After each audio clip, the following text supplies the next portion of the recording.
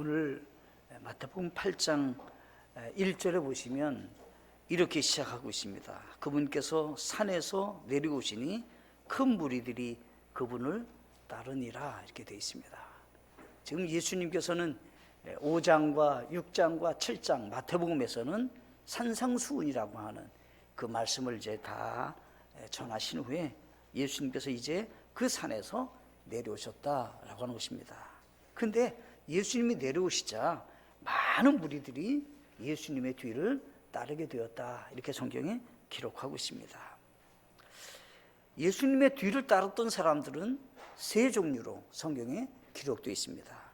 하나는 마태복음 4장 24절로 25절에서 기록한 것이 그분의 명성이 온 시리아에 두루 퍼지니라. 그들이 모든 병든 사람 곧 갖가지 질병과 고통에 사로잡혀 앓는 자, 마귀 들린 자, 미친 증세가 있는 자, 마비병 환자들을 그분께서 데려오니 그분께서 그들을 고치심에 갈릴리와 데가볼리와 예루살렘과 유다와 요르단 건너편에서 온 사람들의 큰 무리들이 그분을 따르더라, 이렇게 되어 있습니다. 예수님이 병 고치는 그런 기적을 행하시니까 그걸 본 사람들이, 수많은 사람들이 예수님을 따랐다, 이렇게 기록하고 있습니다. 오늘도 어떤 경우에 예수님을 따릅니다. 예수님의 큰 기적을 보고 또 그것에 대해서 관심이 있어서 호기심 때문에 예수님을 따르는 사람들이 참 많이 있습니다. 주님이 기뻐하는 모습은 아닙니다. 이런 사람들이 있었습니다. 과거에도 있었습니다. 예수님이 무슨 일을 행하셨다고 하는 큰 기적의 역사만 쫓아다니는 사람들입니다. 오늘날도 보면 뭐 장풍을 하듯이 확 막 쓰러지는 그런 교회가 있습니다. 그 성경적이지 않습니다. 성경 어디에도 그런 게 없습니다. 예수님께서 그런 일을 행하시니 많은 사람들이 따랐습니다. 마태복음 7장에 가시면, 7장 하반절에 가시면 이렇게 기록하고 있습니다. 28절과 29절에 보면 예수님께서 이 말씀들을 마치심에 사람들이 그분의 교리에 깜짝 놀라니 이는 그분께서 권위를 가진 자로서 그들을 가르치시고 석인관들 같이 하지 아니하셨기 때문이더라, 이렇게 되어 있습니다. 산상수훈을 예수님께서 이제 가르치셨습니다. 근데 그 당시 사람들이 비교를 해보는 겁니다. 다른 사람들이 가르쳤던 것과는 전혀 다르게 예수님이 전하시는 것이 너무 권위가 있고 도대체가 이제까지 듣지 못한 것 같이 너무 놀라운 말씀을 아주 조목조목 구체적으로 잘 가르쳐 주시는 겁니다. 그래서 사람들이 너무 놀라서 그 하나님의 말씀을 좀 듣고자 하는 마음으로 예수님의 뒤를 쫓는 겁니다. 한편으로는 말씀을 사랑하는 마음이 있어서 좋은 마음이지만 이런 사람들이 예수님을 다 따르는 것이 아닙니다. 이분들 대다수가 사실은 보면은요, 지식 증가 아니면 자신의 어떠한 그 영적인 것들을 채우기 위한 것으로만 그냥 만족했다라고 하는 겁니다. 자신의 삶을 변화시키고 주님의 참된 삶의 제자로서 삶을 추구하는 삶이 너무 부족한 사람들이었다는 겁니다. 이런 사람들이 있었습니다.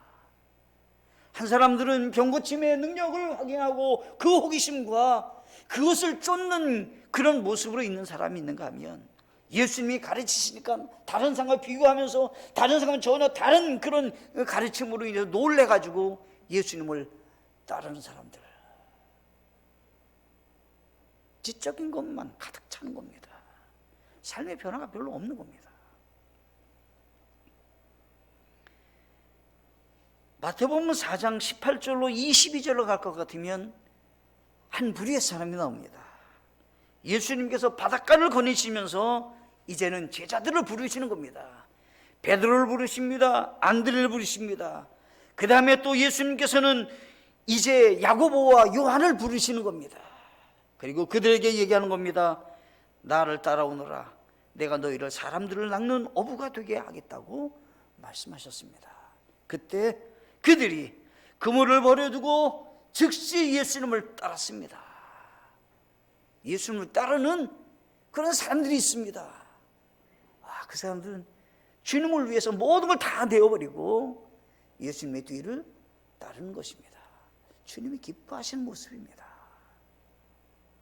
예수님을 따르는데 대가지불을 하는 겁니다. 희생을 하는 겁니다. 호기심을 쫓아가는 것도 아닙니다. 뭔가 듣고 은혜를 받고자 하는 그런 것도 아니고 지식을 증가하고자 하는 것도 아닙니다. 다른 사람과 비교하는 것에도 관심 있는 게 아닙니다. 진정으로 주님이 기뻐하시는 제자의 삶의 모습이 성경에 기록되어 있습니다. 오늘날 수많은 사람들이 참 제자로서 예수님을 따라가는 모습이 아니라 교회 가면은 뭐 사업도 잘 되는데 예수님 잘 믿으면, 교회 가면 뭐 공부를 잘해갖고 뭐 좋은 대학에 합격한대. 그런데 현혹되지 마세요. 예수님 안 믿어도요 사업 잘 될 수 있고요, 공부 잘해서 좋은 대학 갈 수 있어요. 예수님 때문에 가는 거 아니에요. 그렇게 생각하면 예수님을 잘못 아는 거죠. 예수님 그것 때문에 오신 것도 아니고, 예수님 믿으면 그것이 선물로 주겠다고 성경에 어디 한 군데도 약속한 것이 없어요. 그것을 가르쳐 우리는 기복적 신앙이라고 얘기하는 거예요. 그런데 초점 있지 않아요. 예수님을 따르는 사람이라면 대가를 지불하고 예수님과 함께 복음을 증거하고 예수님과 함께 믿음으로 걸어가는 사람들이 돼야만이 주님이 기뻐하시는 제자의 삶을 사시는 겁니다.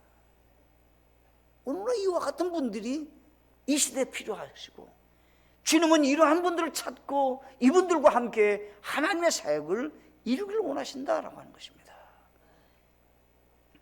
오늘 본문 말씀에서는 어떤 분이 나오냐면 백부장이라는 분이, 한 백부장이라는 분이 기록되어 있습니다. 근데 이분의 이름이 기록되어 있지 않습니다. 이분이 이름은 없는데 이분의 신분이 있는데 이분은 한 백부장이다라고 하는 사람입니다. 근데 이분이 어떤 분이냐라고 하는 것을 알 수 있는 것이 있는데, 성경에 이제 끝부분에 가시면 이 사람은 이스라엘 중에서 이만한 큰 믿음을 보지 못했다고 예수님이 말씀하시는 거 보면 이 사람은 분명히 이스라엘 사람이 아닙니다. 이방인입니다. 왜냐하면 이스라엘 사람들 중에서도 이만한 사람을 만나지 못했다고 하니까 이스라엘 사람이 아닙니다. 이 사람은 분명히 이방인입니다. 근데 이 이방인이라는 사람에 대해서 우리 주님은 칭찬을 하시는 겁니다. 이렇게 큰 믿음을 내가 만나지 못했다라고 하는 겁니다. 예수님을 따르는 수많은 사람들 가운데서 우리 주님은 이방인에게 지금 칭찬을 하고 계시는 겁니다. 우리의 믿음을 주님이 보실 때 칭찬하는 분이신가? 주님이 보실 때 인정받을 만한 그런 믿음이신가? 라고 하는 것에 대해서 한번 우리는 생각해 보시자라고 하는 것입니다. 이름이 없는 걸 보면 그 백부장이라고 하는 그 이름 속에 나의 이름을 넣어도 괜찮을 것입니다. 유경석은 주님의 칭찬을 할 만한 믿음의 사람인가? 여러분의 이름을 한번 넣어보십시오. 이 많은 사람들 가운데서 주님 보실 때 잘했다고, 내가 인정한다고, 내가 볼 때 너무 칭찬할 만한 믿음이라고 이렇게 말할 수 있는 사람인가? 라고 하는 것입니다. 이 백부장에게 특징이 있습니다. 이 특징이 있는데 이것은 뭐냐면 자신의 문제 때문에 예수님께 온 것이 아닙니다. 자신과 함께 집에 있었던 종의 문제 때문에 이 사람이 온 것입니다. 자기 문제 해결하려고 예수님께 온 게 아닙니다. 이 사람은 차원이 좀 다른 겁니다. 지금 자신의 집에 있었던 종이 병들어서 죽게 되었습니다. 지금 안타까운 마음입니다. 아마 이 백부장은 성경에 기록되어 있지 않지만 충분히 추측할 수 있는 것이 노력을 했을 것입니다. 아마 이 종을 고쳐보려고 자기가 할 수 있는 방법을 다 동원했을는지도 모릅니다. 근데 할 수 없다는 결론을 내렸을 것입니다. 내 힘으로는 안 된다. 한계에 부딪혔을 것입니다. 이분이 누가복음 7장 5절 하면 똑같은 이 백부장에 대해서 성경은 각도가 좀 다르게 기록을 하셨습니다. 그가 우리 민족을 사랑하고 또 우리를 위해 회당을 지었나이다 이렇게 기록하고 있습니다. 이 백부장이라는 사람이 이스라엘 사람들 가운데 같이 지냈던 사람들이 뭐라고 그 사람에 대해서 얘기하냐면, 아, 우리 민족을, 이방인인데 우리 민족을 사랑하는 사람입니다. 이 사람은. 그 중에 하나 특별하게 얘기할 수 있는 것이 있다는 것은, 아, 우리를 위해서 회당을 지어준 사람입니다. 아주 좋은 사람이죠.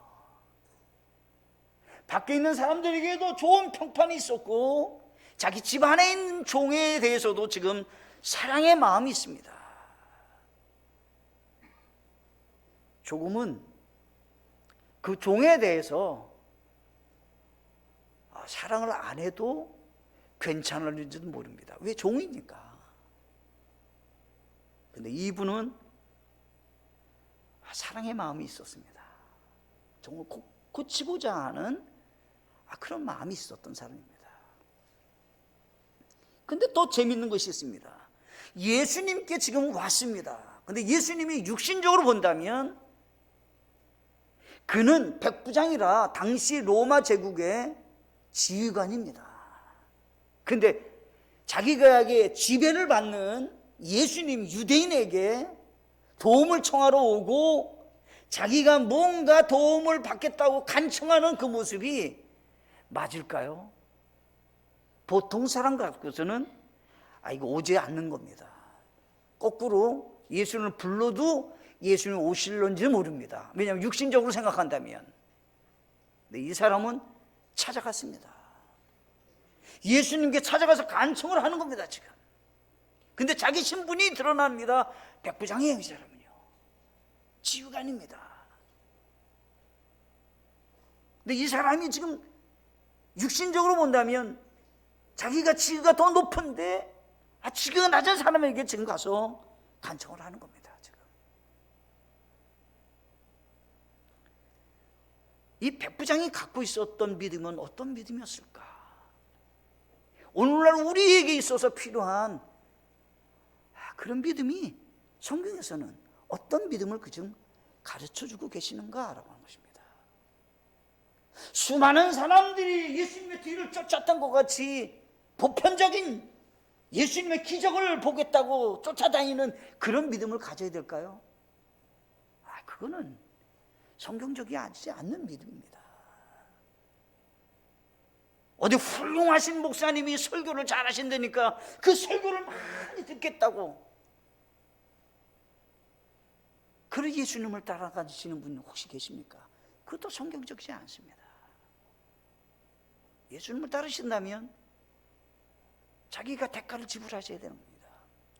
배를 놓고 아버지를 놓고 그물을 놓고 예수님을 따르는 분이 되셔야만이 참 제자의 길을 걸어가시는 겁니다. 오늘날은 주님의 제자가 되기를 원하지 않으신 것 같아요. 수많은 사람이 그런 길을 걷지 않습니다.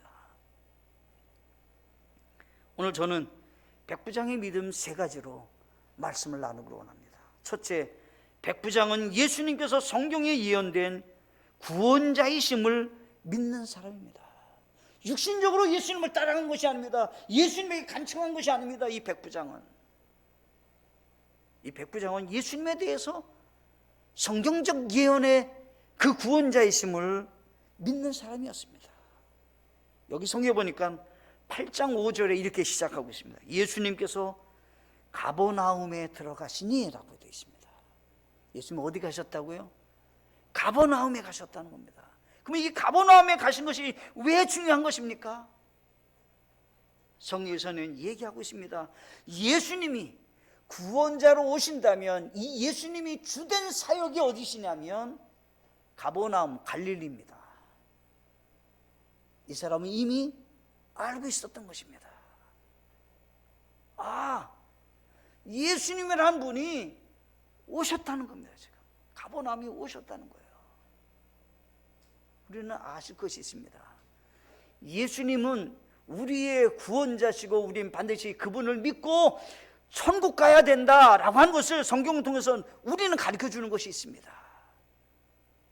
마태복음 1장 1절에서는 이렇게 기록하고 있습니다.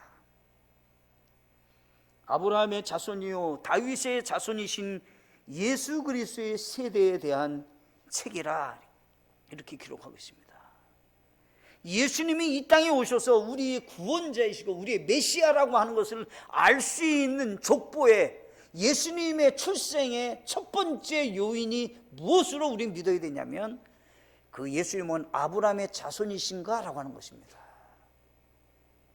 예수님은 정확하게 아브라함의 후손으로 예수님이 출생하셨다고 마태복음 1장 1절에서는 족보를 쭉 기록하고 있습니다. 그것은 왜 그러냐면 창세기 12장 2절에 하나님께서는 아브라함을 통해서 메시아가 예언될 것을, 출생할 것에 대해서 예언하셨는데, 내가 너로부터 큰 민족을 만들고 내게 복을 주어 내 이름을 크게 하리니 내가 복이 되리라. 예수님이라는 분이 아브라함의 후손으로부터 오셔서 예수님께서는 어떻게 해요? 우리에게 복을 주는 분이 되시겠다고 말씀하셨습니다. 여기서 복을 준다는 말이 우리 영혼이 구원받는다 이런 얘기를 하는 겁니다. 지금 이 세상 사는 동안에 돈 많이 벌고 건강하게 살다가 이 세상에서 좀 편안하게 살게 하는데 거기에 족조 짓지 않습니다. 내 영혼이 구원받는가? 라고 하는 것입니다. 근데 성경에서는 정확히 예수님의 분이 아브라함의 후손으로 오셨다라고 하는 것입니다. 중간에 예수님이라는 분이 오시는데 아브라함과 더하기 다윗의 후손에서 예수님이 오신다는 겁니다. 여기 성경에 보면 아브라함과 다윗의 자손 예수 그리스도의 세대라고 마태복음 1장 1절에서 말씀하셨는데, 사무엘하 7장 16절에 내 집과 내 왕국이 내 앞에서 영원히 굳게 서고 내 왕자가 영원히 굳게 서리라 말씀하셔서 영원한 나라 메시아를 통해서 성취될 것에 대해서 다윗에게 하나님이 약속하신 그 메시아가 정확하게 아브라함과 다윗의 후손으로 예수님이 오셨다라고 하는 것입니다. 아멘이신가요? 우리가 반드시 예수님을 통해서만 구원받을 수 있습니다. 왜냐하면 예수님만이 하나님께서 우리의 구원자로 보내신 예언 성취의 예수 그리스도이시다라고 하는 것입니다. 오늘날에 수많은 사람들이 현혹당하는 사람도 있습니다. 이단인데요, 내가 예수라는 사람이 우리나라는 수십 명이라고 합니다. 본인이 예수라고 자기를 믿어야만이 구원받는다고 이렇게 얘기하는 하는 겁니다. 여러분 거기에 절대로 현혹되지 마셔야 됩니다. 한 가지 제가 얘기했죠. 아브라함의 자손이었나요? 그분이 다윗의 자손인가요? 아니면 무조건 아닌 겁니다. 대한민국 사람입니까? 대한민국에서 출생했다고 합니까? 무조건 아닌 겁니다. 이거. 그러니까 그냥 성경을 통해서 우리는 금방 분별할 수 있는 겁니다. 또 아까 얘기했죠. 그분이 사역한 곳이 가버나움 갈릴리인가요? 이 땅이 주된 사역지인가요? 가짜입니다. 무조건. 예수님이라는 분이 어디서 일하신다고 했습니까? 가버나움 갈릴리 주변이 다 가버나움이에요. 그 주변에서 예수님이 일하셨다라고 하는 겁니다. 왜요? 메시아는 거기 와서 일하시기 때문이다라고 하는 것입니다. 또 한 가지가 마태복음에 기록하고 있습니다. 아마 이 백부장은 예수님이 가버나움에 들어오신 걸 통해서 예수님만이 우리의 구원자고 예수님만이 이 모든 것을 해결할 수 있는 분이시라고 하는 것을 분명히 믿고 있었던 사람이라는 겁니다. 마태복음에서는 또 기록하고 있습니다. 예수님께서 태어나시는데 예수님은 반드시 처녀의 몸에서 태어나신다는 겁니다. 기적입니다. 기적. 처녀가 아이를 낳을 수 있습니까? 낳을 수 없잖아요. 근데 어떻게 해요? 예수님은 성령으로 잉태돼서 처녀의 몸을 사용했을 뿐, 남자로 태어난 것이 아니라 여자의 몸에서 여자를 통해서 예수님이 출생한다는 겁니다. 그것이 예수님이 우리의 구원자라고 하는 것을 특징적으로 보여주시는 것입니다. 이사야서 7장 14절에 그러므로 주께서 친히 한 표적을 너희에게 주시리라. 보라, 처녀가 수태하여 아들을 낳고 그의 이름을 임마누엘이라 하리라 하시니라. 이렇게 되어 있습니다. 근데 어떻게요? 예수님께서 마리아의 몸에서 마태복음 1장 21절에서는 마리아 몸에서 예수님이 탄생하시는 겁니다. 그러니까 이 백부장은 아마 다 들었을 겁니다. 예수님 어디서 태어나셨대? 누구를 통해서 태어나셨대? 마리아를 통해서 태어났대. 예수님의 족보는 어떻게 된대? 아브라함이래. 중간에 더하기가 있는데 다윗의 후손이래. 다 확인했어. 그런지 모릅니다, 이 사람은. 예수님이 가버나움에 들어오자마자 그 사람은 예수님을 찾아가신 겁니다. 지금 간청한 겁니다. 지금 또 성경에서는 마태복음에서 뭐라고 기록하냐면 마태복음 2장 5절에서는 그들이 그에게 이르되 유대의 베들레헴이다. 대언자를 통해 이렇게 기록하신 바라고 했습니다. 예수님 어디서 태어나셔야 되면 베들레헴에서 태어나는 겁니다. 그럼 우리는 우리나라에만 이단 있는 게 아니고요, 미국에서 건너온 이단들도 있습니다. 미국에서 건너온 이단, 우리가 일반적으로 얘기하는 여호와 증인, 안식교, 다 그 미국에서 건너온 거잖아요. 그러면 여러분들 그거 우리는 이단인지 금방 알아요. 왜 어떻게 알아요? 그분들이 미국에서 태어났잖아요. 교주들이, 교단 내 교주들이. 그럼 가짜예요. 어디서 태어나야 돼요? 베들레헴에서 태어나야 돼요. 그리고 어떻게 해요? 그거 가짜구나, 그거 믿으면 안 되는구나, 오직 예수님만 믿어야지, 이렇게 돼야 되는데, 무슨 교주를 믿듯이 이렇게 된다, 그 가르침에 현혹되시면 안 된다는 거예요. 성경에서 이미 가르쳐 주셨다라고 하는 것입니다. 예수님 정확하게 어떻게요? 마리아가 잉태해가지고 가다가 아기를 태어나게 했는데 정확하게 베들레헴에서 딱 예수님이 태어나셨다 이 말이에요. 원래 예수님이 베들레헴에 사시는 분이 아니에요, 어머니 아버지가. 근데 어떻게 해요? 세금을 위해서 나라에 호적 정리하라고 명이 내리니까 전부 가다가, 고향에 가서 호적 정리하러 가다가 그런 일이 있었다라고 하는 것입니다. 우리는 기억하셔야 되겠습니다. 마태복음 4장 13절로 16절에 나사렛을 떠나 스불론과 납달리 경계의 해안에 있는 가버나움에 와서 거하셨으니 라고 했습니다. 예수님께서 이제 가버나움에서 이미 일하셨는데, 마태복음 4장 14절에서는 이것은 대언자 이사야를 통해 말씀하신 것을 성취하려 하심이라 이르시되, 이렇게 되어 있습니다. 네, 가버나움에서 일하시는 것을 성경에서 이미 예언했는데 예언한 것들을 성취했다, 성경은 분명하게 말씀하고 계신다라고 하는 것입니다. 여러분들 백부장과 같은 믿음이 있으셔야 되지 않겠어요? 성경을 근거로 한 예수님에 대한 믿음을 갖고 계셔야만이 백부장과 같은 믿음을 갖고 계신 것입니다. 두 번째가 있습니다. 두 번째는 예수님께서 행하시는 능력을 통해 구원자로 믿고 있었습니다. 예수님께서 가보에 들어오시니까 백부장이 그분께 나아가 간청을 하는 겁니다. 주여, 내 종이 마비병으로 집에 누워 몹시 고통을 받나이다. 그랬더니 예수님께서는 즉시 말씀하시는 겁니다.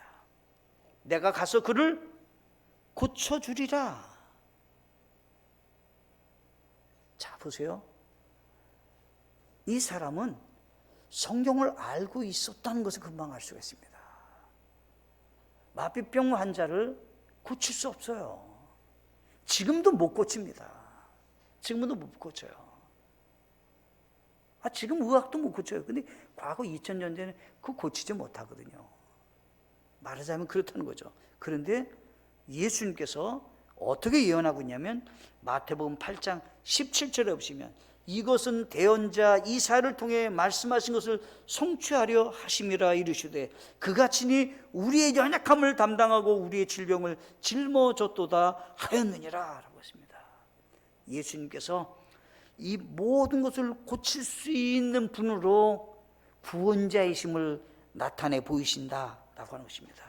예수님께서는 모든 질병을 고치시는 능력자로 이 땅에 오신다라고 하는 것을 성경은 예언했는데 그 예언을 그대로 성취하고 계셨다라고 하는 것입니다. 이 사람은 와서 예수님께 고쳐달라고 얘기하시는 겁니다. 마태복음 4장 23절과 24절은 온갖 종류의 질병과 온갖 종류의 질병을 예수님이 다 고치셨습니다. 예수님께서 그 모든 걸 고쳐셨다고 한 것이 성경이 자세하게 기록하고 있습니다. 또 위에서 읽어보시면 이렇게 돼요. 8장 1절부터 4절을 보시면 우리가 본문 읽었던 5절부터가 아니라 1절부터 보시면 이렇게 기록하고 있습니다. 한 나병 환자가 있습니다. 그런데 이 사람에 대해서 예수님께서는 찾아와서 하시는 말씀입니다.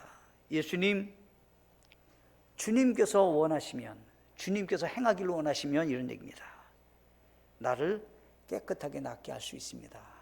그때 우리 주님이 너무 그 말을 들으니까 내가 갈 수 있다. 그때 어때요? 곧 그의 나병이 정결하게 되었다고 3절에 말씀하고 있습니다. 누가 고치셨습니까?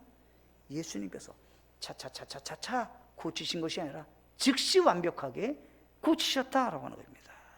그리고 어때요? 고침을 받은 사람은 제사장에 가서 확인을 받고 평상시 사람들과 함께 지낼 수 있었던 것입니다. 그러니까 어떻게 해요? 예수님께서 그에게 제사장에 가서 내 몸을 보이라.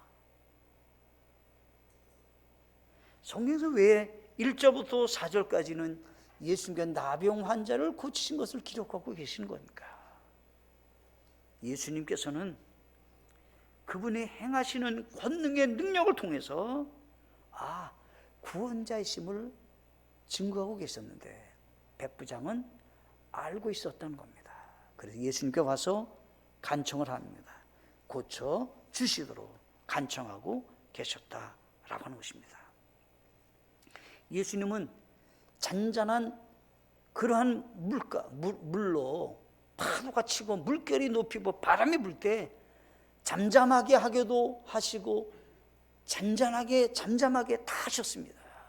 뭘 얘기하는 겁니까? 지금 성경에서는 예수님은 어떤 것도 제한받지 않고 능력을 행하셨다라고 합니다. 사람의 몸을 회복시키는 것 이 정도만 아니라 자연에 있는 모든 것들도 다스리고 그 모든 것들도 주관하시는 능력자이셨다라고 하십니다. 우리는 누구를 믿고 있습니까? 예수님만이 우리의 구원자가 되심을 기억하셔야 되는 것입니다. 세 번째 마지막입니다. 백부장은 예수님에 대한 믿음을 통해 구원을 받았습니다. 예수님은 그 종을 고치고자 하는 백부장의 마음을 주님은 아셨습니다. 내가 가서 고쳐주겠다. 그랬더니 이 백부장이 하는 말입니다. 예수님, 오실 것 없습니다. 왜 오실 것이 없느냐면 저는 제가 군인에 있어 보니까 내 부하에게 오라면 오고 가라면 갑니다. 그러니 예수님 오실 거 있습니까? 우리 집에 누추합니다. 예수님을 모실 수 있는 그런 집이 못 됩니다. 자격이 없습니다. 저는 예수님과 비교한다면 제가 비교가 되지 못한 사람인데 어떻게 우리 집에 오실 수 있습니까? 라고 하는 거죠. 그때 예수님은 정확하게 알고 계셨어요. 이 사람이 어떤 믿음인 줄 알고 있었던 거예요. 오직 말씀만 하옵소서. 그러면 내 종이 낫겠나이다 라고 합니다. 이 백부장은 무엇을 믿고 있냐면요, 예수님께서 말씀하시는 그 말씀을 믿고 있었다라고 하는 겁니다. 백부장의 종이 무엇으로 났습니까? 그 능력은 어떻게 나타났습니까? 성경 말씀을 통해서 나타나는 겁니다. 우리는 모든 것을 무엇을 믿느냐면 성경을 믿는 겁니다. 말씀을 믿는 겁니다. 말씀만 하옵소서라고 하니까 예수님이 너무 놀라갖고요. 이 사람 믿음이 이스라엘에서 이만한 큰 믿음을 내가 만나지 못해. 왜요? 당시 이스라엘 사람들은 예수님을 믿냐면요, 안 믿어요. 안 믿었어요. 예수님을 거부했어요. 구원자로 안 받아들여요. 예수님이 많은 기적을 행하셨지만 안 받아들여요. 그 사람의 마음들이 꽉 닫혀 있었어요. 결국은 어떻게 했습니까? 예수님을 십자가에 매달아 죽게 하는 일에 앞장섰잖아요, 유대인들이요. 안 믿어요. 근데 어떻게요? 백부장은 믿는 거예요. 그러니까 예수님이, 아니 이스라엘 사람들도 안 믿는데 네가 믿으니까 내가 이스라엘 사람들 가운데 이만한 믿음을 내가 만나지 못했다. 이렇게 큰 믿음을 갖고 있구나. 뭘 믿는 겁니까? 말씀을 믿는 겁니다. 말씀을. 우리는 딱 한 가지 우리는 믿으셔야 될 것이 있어요. 이 말씀을 믿고 백부장과 같은 믿음을 소유하고 계셔야 되는 겁니다.